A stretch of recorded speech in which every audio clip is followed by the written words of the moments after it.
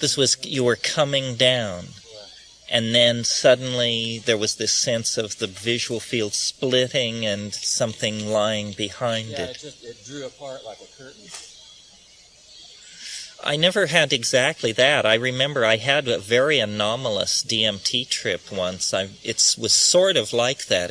Here's what it was. It was really a strange one. I can't remember where I was. But anyway, I smoked the DMT and I expected to see the chrysanthemum and everything as I described.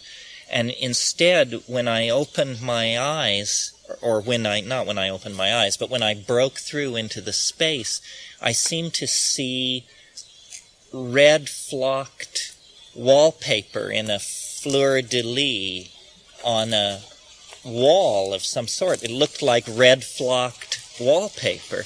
And as I looked at this, I dropped my head forward, and there was a water fountain spigot of the kind that you depress and it shoots a stream of water coming out of a marble basin. And it was just perfectly realistic. And then above it, and then I saw above it, was this flocked red wallpaper. And as I was trying to get my bearings in this situation, I turned like 90 degrees, and there was a curtain of red velvet. And I walked through the curtain, and there was a DMT trip up on a huge CinemaScope screen. And I just sat down in the aisle seat, and then the trip happened. But there had been this peculiar hesitation where I was apparently in some Art Deco movie palace somewhere on the foyer landing at the water fountain, and I never quite understood what that was about or why it happened, but it had the same quality of the parting curtain revealing the trip somehow already in progress. One of the things that goes on in DMT that's sort of odd is you perceive your body geometry differently. You seem to have an infantile body. You can tell that your head is massive and your body is small and your arms and legs are short. And at times we've played around with the idea that once you smoke DMT, all subsequent trips are like journeys back to this first trip.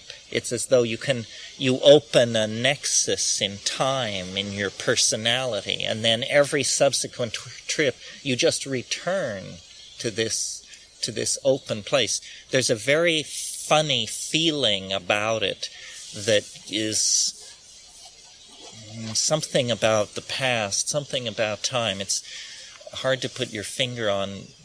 I remember one time, this is more explicit, but these are the more anomalous trips.